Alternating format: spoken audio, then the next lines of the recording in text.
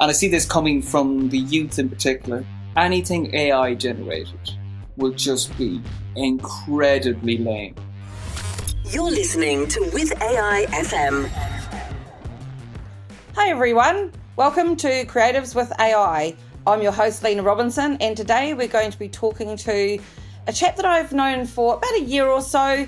His name is Michael Cawley. Michael has got a really amazing, well, I think it's an amazing title. It is Product Discovery Expert, which, having a background in graphic design and marketing and UX, which is user experience design and so forth, I kind of get why you've got that job title. I would like to have a chat to you today. Obviously, we're going to be talking about AI and how that may or may not be impacting the creative industry in which you sit and work and do a lot of different things around product and brand and user experience. But before we do that, it'd be really interesting to have a top line view of, you started in graphic design and how you've ended up today being on a podcast talking about AI. So that journey leading up to today. Yeah, because it is kind of funny of like how things can go in that, squiggly line, as they say. Yeah, because like growing up, I wanted to be an architect, and then I discovered graphic design. I was like, oh no, that's the thing. And then studied graphic design, did that in Ireland, then came here to do the last year of a degree to like London, and then by total chance found myself working in sustainability. The reason I do mention that is because I think that had a profound effect on my whole way of thinking, because just the good fortune of like working with a total genius who thinks in a truly holistic way. Which good marketing and good creativity is. Yeah, it's that kind of ecosystem, isn't it? What it really was, it was all about how everything is connected and nothing operates in silos. And that was actually then years later when I was there for a long time, and then I moved into different marketing teams. And then I remember working at this big telecoms, and that's where I really recognized, there was hundreds of people working there. It was just silos and silos and silos, and no one was talking to each other. And I remember like there was a support team, there was no one talking to them. And it was seeing that how everything has to be joined up and how everything affects everything else. Which is a really great jumping off point, I think, to talk about AI, because one of the big areas of conversation we like to talk about AI is impact. If it's being brought in, then it's clearly going to be impacting the ecosystem of things, isn't it? So from an industry perspective, what is your view at the moment of how AI is impacting what you're doing, the people in your field, the industry that you are in at the moment? I think there's still an awful lot of people are playing around, seeing what you can do. Yeah, I think it's still in that kind of like testing stage. And yeah, like I use it in my own workflow. But I was listening to something the other day and I was like, oh my God, that's totally right. Where it was essentially that we're all becoming managers, even if you are your own thing. And it's actually one of my real bugbears of using anything with AI, of like just back and forth and back and forth and back and forth. And then sometimes it is just, I'll just do it myself. Right. But it depends on what you're doing.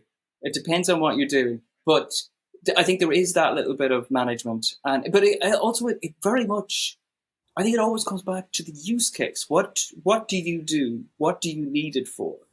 And there are some things where it's like, oh, that's useful, for doing rough drafts and things like that. But other stuff where it's, okay, it gets you to a point. I think it's something that I've come across with quite a lot of the people that we've had on the show.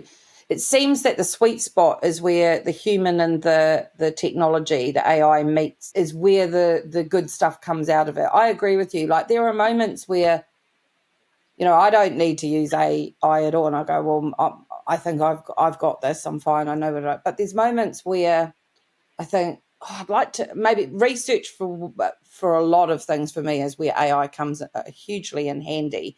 Like if I want to understand something or I want it to go off and research something that would take me 3 days to research, it will come back as long as I've done a really clear, and you'll understand this, a really clear brief to it. So I treat it like it's a creative, and I write it a really clear brief with context and as much information as I can give it with really clear instructions on what I want the outcomes to be. Then the research comes back amazingly spot on, and so in microseconds, which it's saving me days and days worth. And you and I were talking about this the other day, weren't we? About that time saving thing, and do we pass it on to the clients or not? Like, what's your view on, like, you talk about it being in process in your workflow. Where does it kind of work for you in the workflow then? An awful lot of it is just like setting things up. That's a huge part of where, because I have ways of doing things. So it's like, okay, I might have a template for doing this, and okay, I need to update it because I have this different project now. So it's little things like that. It's kind of, okay, it's safe to use it here.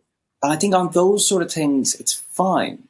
Are you finding that you're worried about it, the safety of the quality? Oh, you've hit the word. Talk to me about that then. All right, in everything, my preference is quality over quantity. And that is one of my big things with AI. It's like quantity, quantity, quantity. And it's fast. And actually, that is one of the things I'm constantly saying to ChatGPT. Slow down. Slow down. Quality over speed. Please take your time. Think. And like, does it listen when you tell it to take its time? Yeah, it now it does. Oh, take your time. Yeah. What a great thing to ask. Because it's just speed is not the thing. And I don't. This is something like I have been thinking about, particularly around. It was very nice. It's a project I'm involved in. We were talking to the designer, and it's like at the early stage of the project, and he was saying, "Okay, well, I'm going to need a few days at the start," and it was basically the real thinking about it, and like, okay, so there's going to be more time at that stage, and then he was going to have his clear thoughts, and then he was basically going to go into almost like production mode. And that's true. I think you do need that. You do need that stage. And I think with creativity, I think you do need some time sometimes and space. And so I think so much of this, like time saving, quicker. Is that a good thing? Because the actual final quality, you have it, it's there, but I don't know, is that actually better? And like, there's always, it comes up in so many different places of creativity takes a while for really good stuff. So I've been talking to some artists and some different types of creators, musicians and different things. And one of the things that I know, having worked in the agency world and seen how the creative directors and the creators and designers used to go off, and they'd have to go and sit in rooms with cushions and stuff just to have headspace. And I get that. I'm a very creative person. And when I don't have headspace and there's too much shit coming at me, I'm not as creative as I could be if I had headspace. Do you think it takes care of, if it can take care of the boring stuff that we don't do, then it gives the creatives more time? Is that the benefit of the speed? Maybe. Sorry, that was a long question. No. And I see where you're coming from. But what I'm wondering about, is that actually happening? Don't know. In the actual practical case, is it like, oh great, that's been taken care of, well then because that is the kind of what is being sold in an awful lot of way of like, oh, this is going to make things so much more efficient. And it definitely does save you time on some things. But I don't feel like people seem to have more time as well. It's funny, isn't it? That is true. I mean, I think what's probably happening, I'm guessing at this, I'm trying not to let it do this to me in the way that I do things, but it'd be really interesting to put that out to the community actually and ask them once we've put this out, is if the space is being opened up, are we just filling it with more stuff? Or are we doing like what we should be doing in the creative community, which is, and I will guarantee you every person in the creative community listening to this will go, yeah, having more headspace is helpful from a creative perspective. It gives your mind place to be imaginative and curious and go in places that it might naturally just want to go if you have time. What we probably need to do is like, are we ring fencing the extra time we're getting from it doing some admin stuff, for example, or some setup stuff, or helping with structures of things? Or are we just jamming more shit in? Yeah, no, I think it's the jamming more shit in. And what was it? Also, you see, there's two sides to creativity. There's and we talked about this the other day, just briefly, of, like that, there is the side where you want to be exposed to other things and be inspired. But then there's the other side where you need time and space for yourself, exactly as you were saying, like that, stop. And I remember, I've told people this before, well, we just said it earlier on, like, I like to go walk in nature near me. And those walks, when I started doing them, they were like amazing. And then I used to always listen to music or listen to podcasts. And then I was listening to a podcast with, it was an interview with, Julia Cameron. She wrote The Artist's Way. So, and it's a really great, it's really, really good. But it's a long, it's maybe 30, 40 years old, but maybe more. But in the interview, she just said how she was talking about music with lyrics. And she said, like, if you're always listening to someone else's voice, then you're never listening to your own. Oh. And it was one of those, fuck. You're right. But what was it? All right, and I know the irony of saying this on a podcast, but if you're always just taking in other stuff, external, then there's nothing coming from you which is unique, and then that's going back out into the world. Which is a interesting moment, isn't it? Of like, AI is built predominantly to go and get other people's voices and bring it back into your question, your conversation, your whatever the thing is that you're trying to achieve. Mm-hmm. And to your point, on the flip side of that, what it can do is give you more space to have time for yourself. More voices, but also less voices. I'm liking this conversation where it's got everything's like a double-sided coin. That's exactly it. Like, that's very much where I kind of said of, it's never one thing or the other. With most things, it's a bit of both, and which is, it's a space where people don't particularly like, because it's like, oh, you're not like, what's the phrase? Like nailing your colours to the mask or whatever it is. I've said it wrong. Right. Yeah. But it's like you're not one thing. It's just like, a bit of this, a little bit of this, a little bit of that. But that's humans. Humans are a little bit of this and a little bit of that. And humans are great. Have you met them? I have. They're amazing. They can be a pain in the ass too, but I like the humans pretty much. Yeah. Yeah, it's it will be interesting to see how AI, look, obviously it's running fast at the moment and it's impacting creatives, it's impacting workflows, it's impacting product development. When you look at the next sort of 3 to 5 years, where do you see what you're doing in product discovery and areas of user experience, UX design, and so forth? Where do you see AI is probably going to have the biggest impacts?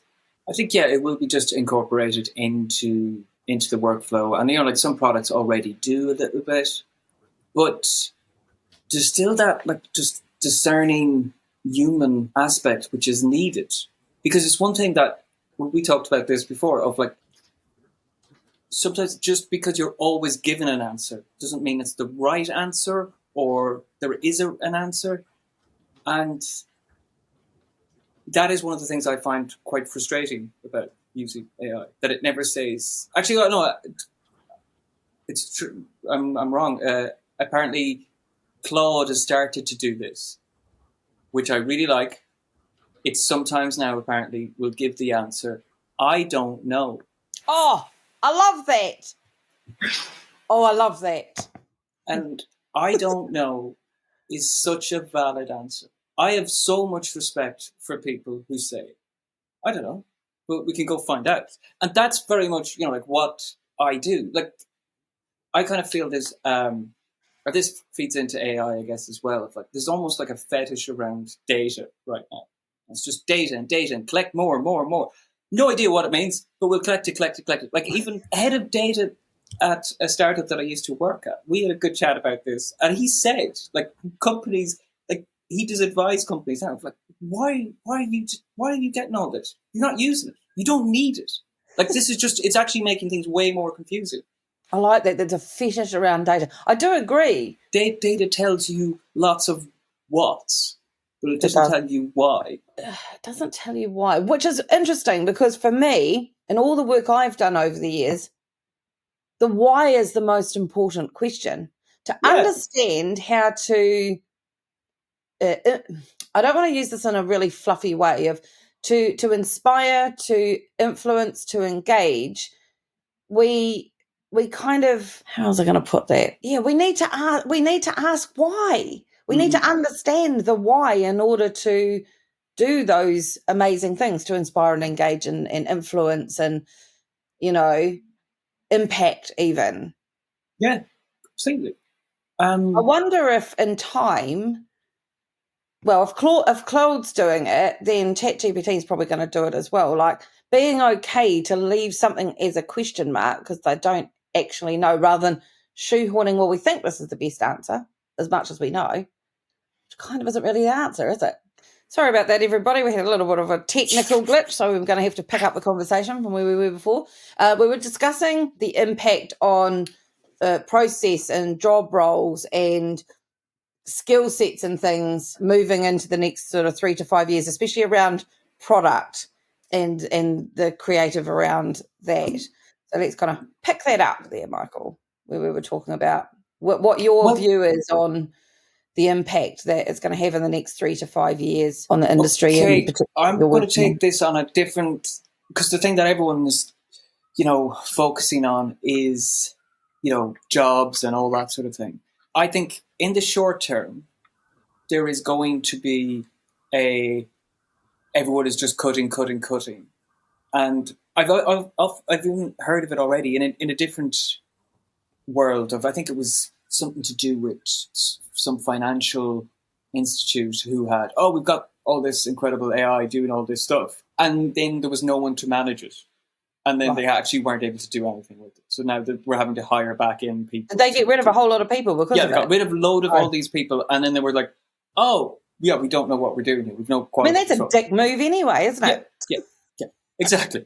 But it reminds me of, it was something that someone who I know called Graham Pug, he wrote this piece a few weeks ago about in branding, just how blandness has become a thing. And I have seen that all over kind of culture, essentially, for the last few years. And everything is just going incredibly safe and just, well, that's what the competition are doing. So I'll do something similar. And like he made exactly, his point is so great. It's just like, how do you stand out when you look just like everyone else? Which is a challenge with AI, I think, because you're using what's already been before rather than the pushing. Really good example of that is there was a I think the Drum put out an article the other day with regards to, is it Unilever that's bought, or P&G that's bought Wild? I can't remember. One of the big organisations is bought Wild, the deodorant brand, which I love. And I've seen this happen before with alcohol brands that have been bought by big conglomerates as well. They buy them because they stand out, they're different, they've got amazing branding, they're cheeky, they're weird, they're different. And the moment they get bought into these big organisations, they get dumbed down, they get blended out and what have you. Now, I wonder if AI is going to be one of the things that is going to make that even worse. Exactly. Do you think it will? Yeah. I mean, I think we're seeing that already, where everything is just sounding incredibly generic. And that's where I think there's going to be almost like two levels. And there's going to be some companies who are just everything is AI, everything's AI. And then there'll be other people who kind of like, oh yeah, that's okay, but like premium this is totally different and this is human. I And love that. yeah, Human no, but premium. because otherwise it's just everything is just the same. And I don't like that, where it's just the same. And it goes back to that idea of What just jumped into my mind when you were talking about that was just another brick in the wall video by Pink Floyd. Yeah. Doom, doom, doom, doom, doom.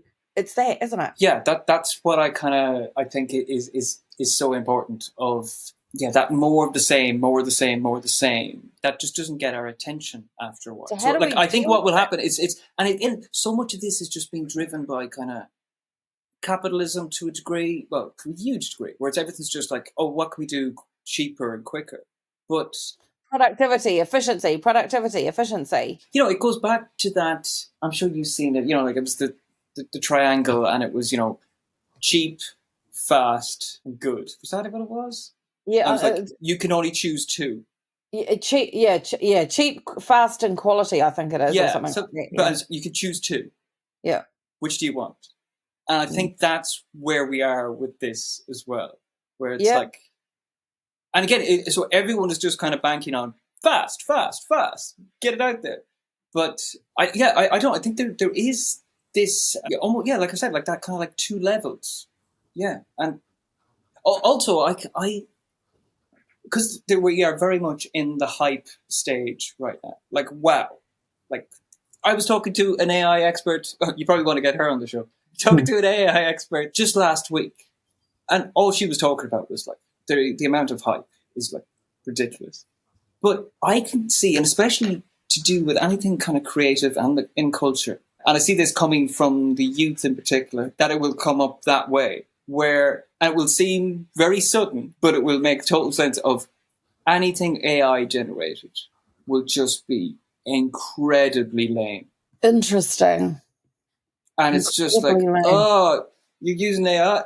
It's just like, that's so lame. It's again, it's that kind of blandness. Blah, blah, blah. And then to really stand out, it's like you have your own personality and all that. I've thought about this a lot. And to your point about that thing of the human being the premium, which is not the first time that's been brought up on the show. And I think the one thing that I think humans bring to the table, correct me if you think I'm wrong on this, is that we create the really creative and the really extraordinary is usually the unexpected and the not seen before. Now, the reality is that at the moment, data always looks backwards, not forwards, right? And I think the thing that the humans will, at the moment anyway, from what I'm saying, will always continue to bring to the table will be the unexpected, will be the left field, where on paper just doesn't make sense. And I think we kind of crave that. And get afraid of it at the same time, though. But this is something that has been happening long before AI as well. But I think AI now is just amplifying it. But I remember I got this great, very random book a few years ago, and it was just like, when you read something, kind of go, yes, I did notice that. It's called Collage Culture. And it basically talks about from like 99, 2000 onwards, like something strange started to happen where we just started to look back. I remember growing up in the 80s and despising the 50s. Really? Because so much there was an awful lot of movies and everything that was like 50s. And then, a bit older, then it was like there was the 60s. And then I noticed this kept on happening. And then it became, I even heard about it, basically that people working in creativity, that you're working away, and you would only really be given responsibility to, okay, now you can do your own thing. I'm talking about like movies and in particular, let's say here. And then they get, and that happens when they're in their like probably mid-30s. And immediately they revert back to their childhood. So then, Nostalgia. so you go back 30 years. And we are seeing that now. Everything is 90s. Yeah. And that's been, and like it's an odd thing of, okay, we always revert back. But then, exactly to your point, with AI, that is amplified so much. Whereas we want something new to come in. And I know like how AI has like noise built into it to put in that little bit of randomness. But I don't know. Enough. Maybe again, like, and also like so much of this is like, it's so early. Like it still is. Yeah, it is very early. You know, so, and also like I am really interested to see where is this going to go, because there's an awful lot of like so much of this right now is at a stage where we have all this amazing tech but don't have the use cases for it yet. So for some things it's incredible, but for huge like vast pieces of like workforce and communities, it's just like, yeah, that's cool, but how do I use this? Like, but it's not the first time we've seen this. You and I have been around long enough that we saw it when Dave and I have talked about this a lot as well. We've been around long enough to have seen the impact of what the internet did to our jobs and having to change them. And I was starting work just as the internet was in New Zealand anyway, was getting going in the very early 90s. I mean, I know it had been going earlier than that, but in my work scenario, you know, we got through that. Then we got through the .com boom, and everybody, all small businesses, which I've always been around needing websites. And then we did it with social media. We've adapted. Yeah, exactly. And none of those had case studies or what have you at the beginning. You're completely right. Like that's where it's what way will it go? And it's that thing of no one now thinks about the internet in a way because it's just ubiquitous. It's just everywhere. It's part of life, isn't it? Yeah. So yeah, I think so much will be just kind of in the background and taking care of things. And okay, yeah, that's good. That's good. But it's right now, I think there's an awful lot of like incredible work in one way, but then the use cases for how people, what are people going to do? And like, because in the sort of work I do, I'm all about like the person using something. So are they actually, does this improve the experience? Yeah. Does it improve things? Which is I was going to say interesting. I keep using the word interesting, but it is interesting.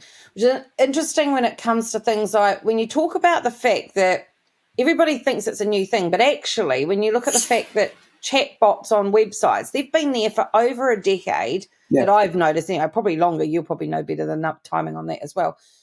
And, you know, the user experience around that just as a thing, like you must have seen a huge change in the UX side of things like chatbots. Like when you first started seeing them and where they are now, like what's the difference in that? And where do you think that's going still? Well, yeah, like how, and it still happens, but it's getting so much better. Like actually, I know a guy, Doug Ayers, I think is his surname, who his company, they do chatbots, and they even has like a side of the business called Chat to Impact, which is for charities. And again, it's like, this is great. And like, because they understand of like, you cannot have people stuck in those kind of infinite loops and you're like giving wrong answers and kind of go, oh, it sounds like you did that. And just like that sort of stuff where also, again, like I said, I'm always thinking about the person using this. And so much of this, you know, like efficiency, productivity, that's very much on a business side. Yeah, not the consumer it's side. It's not the person use it. No. And it's, does it improve the experience? Or is it great for the bottom line of a business? Which ultimately won't, because it won't be great, because people then always something new comes along. Yep. AI shows this, the internet shows this, which then will, you know, gazump them. And I think what AI can't do is the fact that on the other side is the human, to your point, experiencing things. So, you know, we've all been on the AI loop on a chat, where it just goes, but it's this. And it's like, well, it's like you didn't listen. And that's the one thing none of us like, is not being understood or listened to. Like, Yeah. I am very clear when I'm writing on a chatbot what my requirement is. 9 times out of 10, it will shoot me off in a direction, because it's to your point that we started right at the beginning of the conversation about, it's like it should step up and go, I don't know. We think you need to talk to a human. I don't know the answer to the thing you've asked. I don't know, sticking you through to a human person right now. That for me would be such a beautiful experience. That would make me feel like I would keep going back to an organisation that did it. I'm fine with a chatbot, because sometimes it answers my question. Done, sorted. Easy. We've all been efficient. We've moved on. Great. Fantastic. From your perspective, do you think that if a chatbot was created in such a way that it had the cloud approach of, like, or Claude, however you say it, approach to go, I don't know, do you think that would be a good thing? Well, again, if it's a conversation, but it would make sense. If I don't know, can you please explain that a bit better so I can understand, rather than here's a terrible answer. But which it always does. Yeah. But again, well, like, that is, it has evolved, a huge degree, and companies like Intercom, which have taken these things to another level. But I guess so much of it is how it's set up, but it is ultimately, you need to test these things out as well. That's one of my big things. Just need to test it out. Does it actually work? Getting real people. I don't think they do most of the time. Well, that's one of the big things of, I used to kind of like joke, when I was working at a startup where, okay, we need to show this to real people. We're not real people. We know this way too well. We need to show this to people who they're seeing it for the first time. They're using it for the first time. Do they understand? And the great thing about that is they're not wrong. They cannot be wrong. No, because they are the ones that will continue to experience. I think that's a really interesting point, because when I've come across any kind of AI in that kind of online environment, and I am not an idiot. I've been in marketing forever, and I've been around technology and tech people, and the world of, there's a certain reason why I'm heading up this podcast. I get it. Might not be a technology person, but I understand it from a user perspective at a high level. 9 times out of 10, I'm left frustrated. And I'm thinking, if I'm not getting it, what is happening to the average Joe, who is still not idiots? That's not their world, right? And I think the common denominator needs to be understood better. Yeah. It's does it work for the people who are using this? So can AI help that, do you think? Or does it make it worse? Is there a way that AI can be used in the back end, when you are working with an organisation to ensure that whatever interaction is a good user experience? Where do you think AI can do a good job? Like when I was saying earlier on about that, the fetish around data. But of course, it's never one thing or the other. It's both. So it's like, this is where data is really useful. So AI helps with gathering all that data and then letting people know, okay. And I used to love that, working with data teams, and having, like, here is the entire journey. Here's where there's drop off. Here's where there's a drop off. And it's just like, okay, cool. We now know which part to really dive in and find out why there's an issue there. And then we would, do crazy things like talk to the users. And, what? Yeah, I know. And, they would tell us what was going on.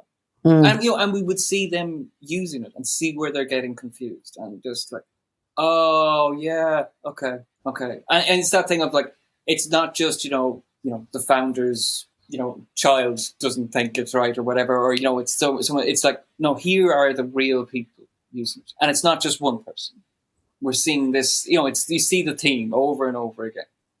And then you can start to, like I always kind of say, it's like, it's like a cheat code. Then, it's like, oh, great. Now we know what the issue is. We can go and try and figure, like, now we can go and fix that, essentially. Which I think AI, what you're talking about is noticing patterns, right? Yeah. And I think that's one of the things AI is very good at doing is, to your point, there is so much information and data collected, it can help narrow down the patterns that continually keep occurring. That's a good thing. Yeah.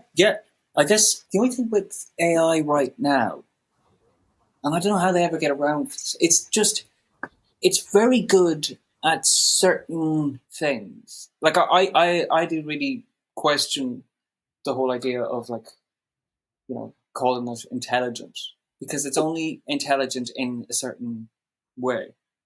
Like it's not. It's only a very kind of left hemisphere. Oh, so what would you rename it then? Yeah, I don't know. I love that. Yeah, there you go. So on brand.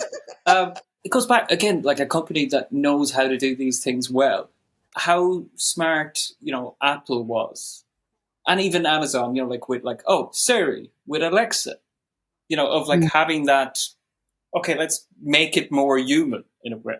Like that was genius. Actually, it's my brother's mother-in-law. She has an Alexa, and she couldn't get around Alexa. She just was like, this doesn't seem right. So she changed it to now she just says, "Computer." She's called it computer. I love it. I love that. Yeah. I love that. Well, I'll tell you a funny story. So we are going off on a tangent, but I thought we were going to do this today anyway. Yeah. I've had to. This is a bit of an announcement to the world, but it's kind of funny. I've had to turn Siri off on my phone and my iPad because I have sleep apnea and I snore really badly at night, right? If I don't have my machine on. Mm-hmm. And it wakes me up at like 4 o'clock in the morning going, can you repeat that, please? Because it thinks I'm talking. So I've had to turn the bloody thing off. But I'm noticing, I did like it. It was helpful, but also I didn't like the voice. She was condescending and annoying and just a pain in the ass. I'd much rather have Snoop Dogg talk to me or something, because he's doing stuff like that now, isn't he? He's doing voiceovers on different things. But yes, we have gone off on a tangent. So the future, the future is, I think the future is I don't know, which is kind of exciting and scary at the same time. And also, like it's so funny we don't know, and we don't know what direction it's going to go in. Like, and that's why I think it's these sort of things will date so badly. But I love that. I think it was from some newspaper. I think it was like in the year 2000, and it was some big headline, and it was basically the internet is a fad. I remember people saying that. It's nonsense. No one's going to use this. Just forget about it. Yep. And I do think that I do 100% agree with the fact that I do think AI is the same as the internet, as in it's a game changer. The passion of it. Yeah. I remember going into agencies right at the beginning of my agency career, which was in the mid-90s, and I remember there were still designers drawing and designing on desks and they would go, not using CAD, not using Apple, no, not doing any of that rubbish. It's never going to happen. Yeah. A couple of years later, everybody was doing it. So the patterns do repeat, I think, the way it kind of, the new tech comes in and the way we embrace it or don't embrace it and then move forward. And it's the one thing that I keep on coming back to about AI, and it's not just AI, but it's kind of anything. But just because we can do something doesn't mean we should do it. That is true, which is why I think there's a real kind of arms race, just like quick, rather than just like, whoa. Do we? Like my big whole thing is, do we need this? Like what is it? And like I said 2 minutes ago, I do think this is a big change, but like I don't think we're at the stage yet where we know how is this a game changer and how useful this is, or where is this going to go? Which is exactly how we started out, which is talking about it's in the playing with it stage at the moment, the curiosity, the playing with it stage, which is a great stage to be in, by the way. But I'm excited by the fact that we're testing things and trying things and sometimes pushing it to its limits or sometimes realizing we haven't pushed it enough or what have you. Like, I'm all up for new technology and playing. When you look at what happened with social media, I remember being in agencies and you'd go into a meeting with a client, we go, we've got to be on Facebook. And my question always was, and you will love this, but why? Right? Because as a new business person in agency, that, I always needed to understand why it was that they wanted us to do something. Because what they were forgetting was, where did it sit in the marketing ecosystem? Where did it sit in relation to audience, which is very much where you are at, about user and experience and audience. And I think what will happen, agree with me or disagree with me, I'm happy either way. I'm wondering if what will happen is, like social media, it will just settle and find its place of where it sits in the ecosystem. I think AI will be the same. Yeah. I think at a point it'll find its place. Yeah, it will be something that people don't talk about. It'll just be in the background. Yeah. I think the legality will sort itself out. I mean, we were talking about this earlier. We wanted to bring up some news items, and there's been pieces in the news about Elton John having issues with AI and what it's doing around copyright. We've just seen Dave brought up something today, which I haven't even read properly yet, but there's an article, I think, in the BBC where artists have released a silent album in protest against AI, and we've got people like Annie Lennox and so forth, Kate Bush. They're obviously against it, and I think there's going to be a lot of legalities that are going to, and ways of appropriate ethical ways of using it that are going to have to work themselves out. The government allowing Apple, telling Apple they have to put a back end in of the, and I'm not a technical person, so I don't know the technical jargon, but which means that there's access where access shouldn't have been for hackers and stuff being able to get in and all that kind of stuff. Again, not my area. But like that's the problem of, if you put a backdoor in for, so the good guys can get in. The bad guys can too. Exactly. Yeah. So, which, by the way, is only, my understanding is only happening in the UK at the moment, I think. Yeah, which is so the new AI thing, acts and things going in. Like, it's just a mess. It's just a mess. But that just the fact you said that there, about like just the UK. Like different countries working on their own thing, and like there is that arms race side of this of like there needs to be agreement on how this works, because you can't have like, there's one rule for AI in one country. That just doesn't work. And how do you? I mean, they tried it with. They've semi-got it right around data with regards to things like GDPR and so forth. But again, that's European. Mm-hmm. Technically, the UK doesn't have to do it, but as I said, they will. America does it slightly different. Like, for marketers around use of social media, for example, it's just a nightmare, and it's the same. It's going to be the same with AI for a while, I think. Look, you make a really good point there about GDPR.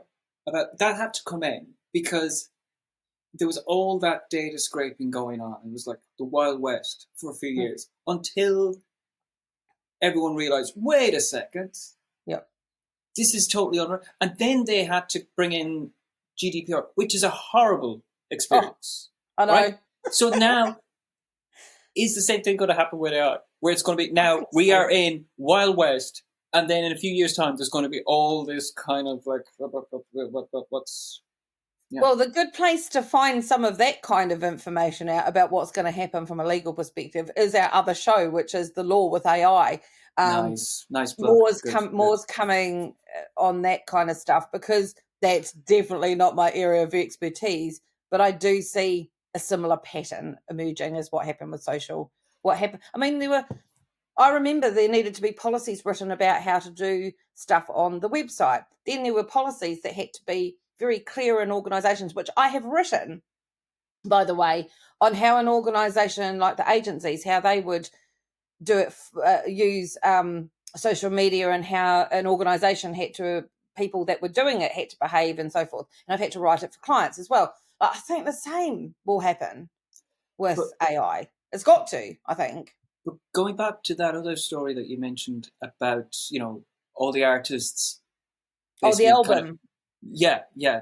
That also kind of, because like they don't want, and kind of rightly so, everyone can just basically, release a song like this, or I want to do a song like this, and you see that really, because again I kind of see this in a larger cultural sense already, of this, just again we're just going round in circles, and we're just kind of like safe bet of, as a good example, Glastonbury headline for the last maybe 10 years. It's the classics again. No. But I mean, like, have Paul McCartney on. Oh, I see what you mean. Yeah, Exactly. And kind of go, Stevens. like, they have their place, but you want to have new people coming in. Otherwise, we're not getting anything new. Yeah. And then the kind of culture becomes, again, bland and stale, when, no, you want new ideas. And I'm a big fan of, new stuff on the main stage of Glastonbury. I don't have to listen to it, but I want it to be there for other people. Yeah. No, agreed. Well, look, we're nearing the time where we need to wrap things up. It's been an absolutely amazing conversation. It has, in a beautiful way, drifted across lots of different things, but we thoroughly enjoyed our conversation. I have one tiny question left to ask you, and you were mentioning as somebody that you think should be coming on to the show. We always ask, is there one person that you would like to see on the show? I think you were talking about an AI expert you thought might be quite good. Susie O'Neill, I had a chat with there last week. Happy to put you in touch with her. That'd be cool. Yeah, or this, like, Doug from Chat to Impact as well. Doug Ayres. Cool. Yeah. Alrighty, I'll put that onto this. Well, look, thank you very much for your time today. It's been an absolute joy, as always, having a conversation. No, I really enjoyed it. I would like to leave the I don't know thing on the table. Being okay to have an I don't know from an AI of any description, I think is a pretty cool place to end. So where this conversation would have continued to go, I don't know, but I'm glad we've had it. It's been an absolute joy. So thank you for coming on to the show. No, I really enjoyed it. Thanks for having me. You're welcome. And I would just say to thank all the listeners for listening, as always, and continue to go out there and stay curious. See you later.